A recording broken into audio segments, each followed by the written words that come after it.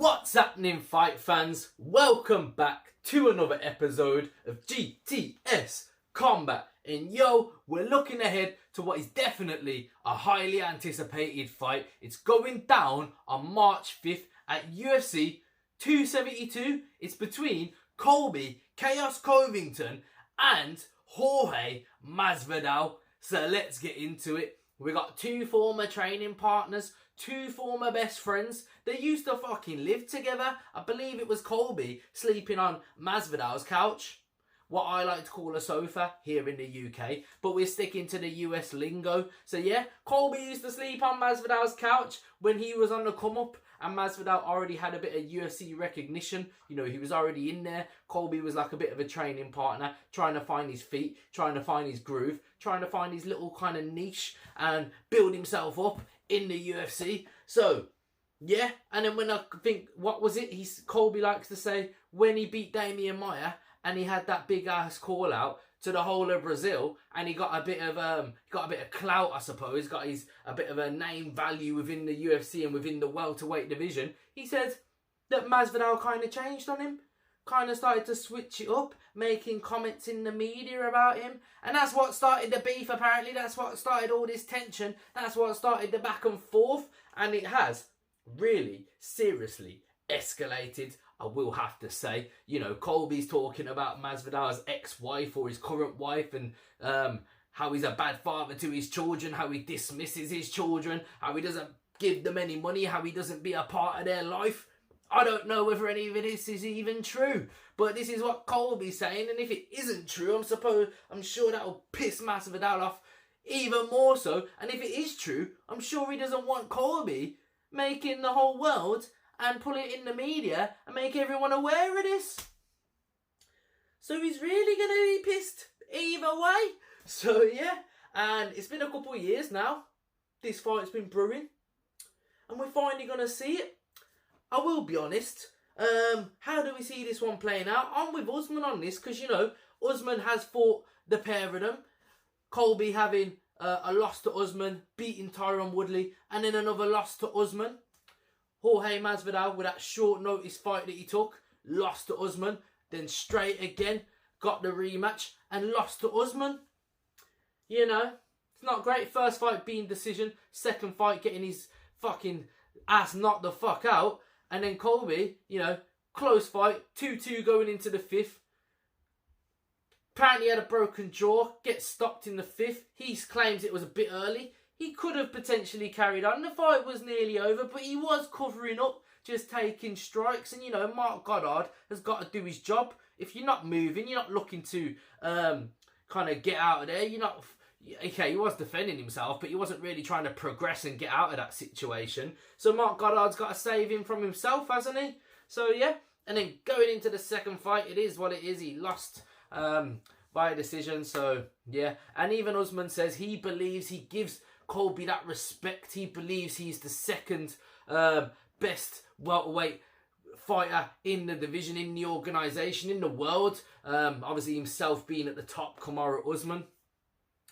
And I believe that is the case. I believe Usman right now is the top dog.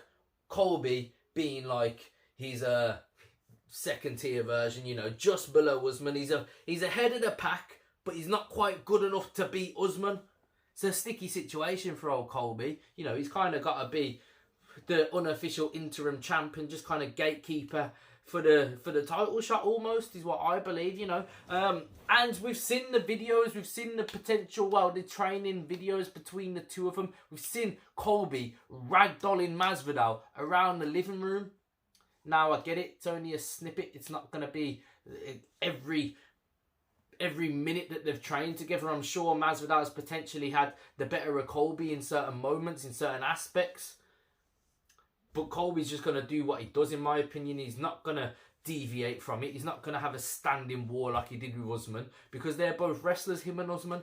Neither of them were regarded as high-level strikers going into their first fight. Usman obviously has developed his striking, but he's still not, you know, like a Sean O'Malley or, you know, like a technician with the striking. He's not. He likes to work his jab. He's got a good 1-2. He doesn't mix it up too much though, does he? So, whilst, you know, Masvidal, on the other hand, is a tricky customer when it comes to the stand-up. You know, back from the Kimbo Slice days, brawling since he was young, street fighting. That's why I kind of suppose the name goes well from Street Judas Masvidal. He's what even Colby calls him. He gets it. He's from the streets. Obviously, the Judas part, we'll leave that between the two of them. I'm not going to call no one a Judas myself. I don't want to be, But not that obviously they even care what I've got to say. But you see my point. Clearly, this is a striker versus quite a well-rounded MMA fighter who can mix it up. But obviously, Masvidal will have the advantage in the striking. So I don't believe Colby's going to stand there and strike with him. But I do believe he's going to apply the pressure. He's going to set the pace. And that's going to be too much for Masvidal. He's going to ragdoll him around the octagon. Is going to be my prediction. I can see this being done in 2 rounds. Maybe. Go to third. Fourth at a push. It could go all 5, depending on Colby's approach. But I do see him going in there with aggression, setting the pace, ragdolling Masvidal around the octagon, taking him to the ground, using that ground and pound, and just beating the fucking living shit out of him, is what I believe. He's going to show Masvidal for what he is. And I've got no hatred to Masvidal, obviously. I don't even know him personally. Of course I don't. But I do believe he's took advantage of his kind of hype. And it's kind of gone to his head. I don't know if he's just riding it. But which fair dues to the guy. He earned that. You know, he beat Darren Till. He flying kneed Ben Askren. And then he battered the living shit out of Nate Diaz for as long as it lasted. Fair play to him. It got him to where he was. But I just don't believe he's a top 5 UFC welterweight.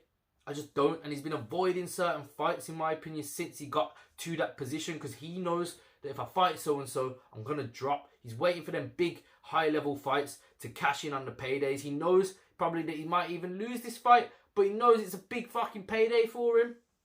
He didn't want to fight Leon Edwards after the 3-piece and the soda. He recently said, if I see Colby, I'm not even going to beat him out in public. I don't do that. I prefer to just speak to him and we'll catch each other at another time. This is coming from the guy who 3-piece and the soda man backstage, and you won't do shit to him in public. A guy who's calling out your ex-wife and talking shit about you're a bad father. Okay. Already setting a bit of a tone there. You don't want to really scrap with Colby, in my opinion. Colby's going to ragdoll Masvidal, is what I'm saying. He's going to show him that he is a UFC journeyman, and that's great. He'll still batter me, won't he? He'll still beat the fuck out of the majority of the population. But that top 5, maybe even that top 10, I just don't think he's about it. I think he falls a bit short. So, my opinion, Colby Covington will beat the living shit out of Masvidal within 3 rounds. I'm saying he gets a TKO in 2. At a push, I'm saying 3. That's going to be my prediction. Let me know your prediction in the comment section below. I've been your boy Jimmy. This has been GTS Combat. Like, comment, share, and subscribe. Till next time.